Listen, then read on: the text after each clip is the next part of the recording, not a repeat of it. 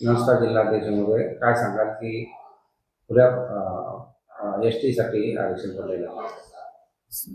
आपण सर्व जाणता की रोटेशनप्रमाणे जे आरक्षण पडलं पाहिजे ते आरक्षण यावेळी एस टी म्हणजे शेड्यूल ट्राईब अनुसूचित जाती जमाती यासाठी पडलेलं आहे.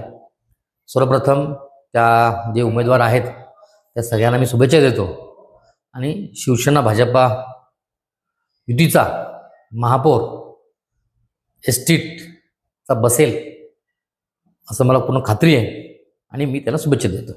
भारतीय जनता पार्टी काही नावं सुचवण्यात आलेली आहेत का किंवा आपल्या प्रवासात करायचं आहे? नाही, आमच्याकडे सध्या तरी एस टीचा उमेदवार नाही आहे, त्यामुळे आम्ही काही अजून ठरवलं नाही.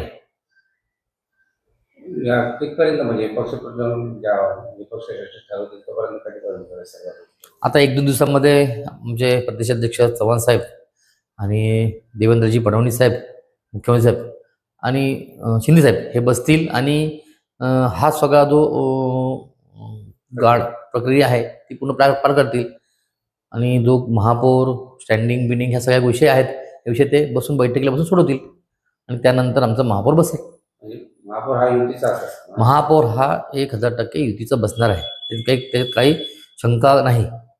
भाजपा शिवसेना ही जी युती आहे ही नैसर्गिक युती आहे आणि या युतीचाच महापौर बसेल.